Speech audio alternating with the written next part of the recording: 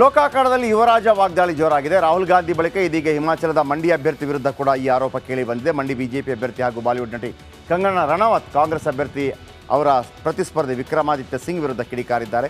ಕಾಂಗ್ರೆಸ್ ಅಭ್ಯರ್ಥಿ ಯುವರಾಜನಾಗಿದ್ದು ಅವರಿಗೆ ಬಡವರ ಕಷ್ಟಗಳು ಏನು ಗೊತ್ತು ಅಂತ ಪ್ರಶ್ನೆ ಮಾಡಿದ್ದಾರೆ. ಏನು ಹೇಳಿದ್ರು ಕಂಗನಾ ರನೌತ್ ಕೇಳಿಸ್ಕೊ.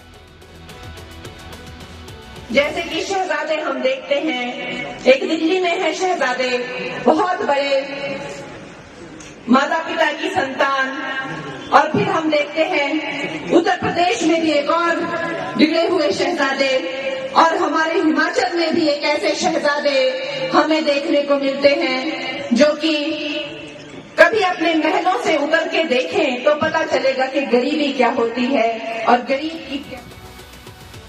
ಓಕೆ, 7 ಹಂತದ ಚುನಾವಣೆ ತನಕ ಈ ರೀತಿಯ ವಾದ ಪ್ರತಿವಾದಗಳು ಸಿಗ್ತಾನೆ ಇರುತ್ತೆ. ಇವಿಷ್ಟು ಈ ದಿನದ ಕರ್ನಾಟಕ ಪ್ರೈಮ್ ಟೈಮ್. ನಾಳೆ ಇದೇ ಸಮಯಕ್ಕೆ ಮತ್ತೆ ಭೇಟಿಯಾಗೋಣ. ರಿಪಬ್ಲಿಕ್ ಕನ್ನಡ, ಇದು ನಿಮ್ಮ ಧ್ವನಿ. ನಾಳೆ ಬೆಳಗ್ಗೆ 9 ಗಂಟೆಗೆ ಬಿಗ್ ಮಾರ್ನಿಂಗ್ನಲ್ಲಿ ಭೇಟಿಯಾಗೋಣ. ನಮಸ್ಕಾರ. Welcome back.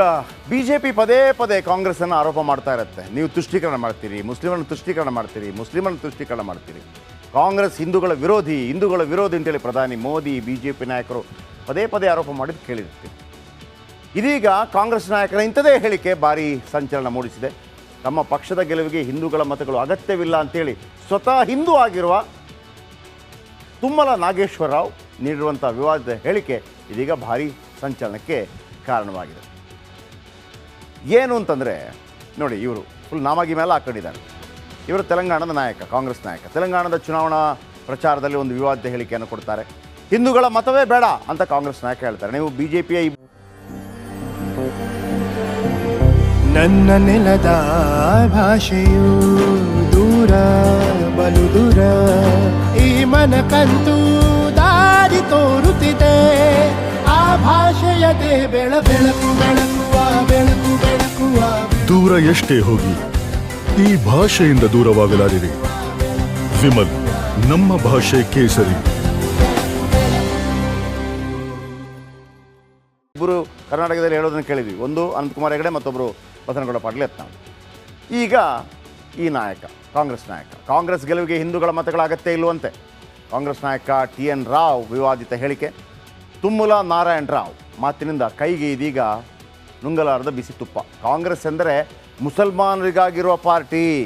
ಕಾಂಗ್ರೆಸ್ ಮುಸ್ಲಿಮರಿಂದಲೇ ಬೆಳೆದಿರುವ ಪಾರ್ಟಿ.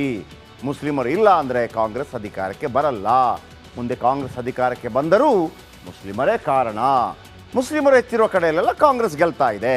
ಕಾಂಗ್ರೆಸ್ ನಾಯಕ TN ರಾವ್ ವಿವಾದಿತ ಹೇಳಿಕೆಯನ್ನು ಕೊಟ್ಟಿದ್ದಾರೆ. ಈಗ ಇವರು ಏನು ಹೇಳ್ತಾ ಇದ್ರು, BJP ಅವರು ನೋಡಿ, ನೀವು ಮುಸ್ಲಿಮರಿಗಾಗಿ ಮುಸ್ಲಿಮರ ಪರವಾಗಿ ಮಾತಾಡ್ತೀರಿ ಅಂತೇಳಿ ಅದೇ ಹೇಳಿಕೆಯನ್ನು ಕೊಟ್ಟಿದ್ದಾರೆ. ಓಕೆ, ಮತ್ತೊಂದು ಕಡೆ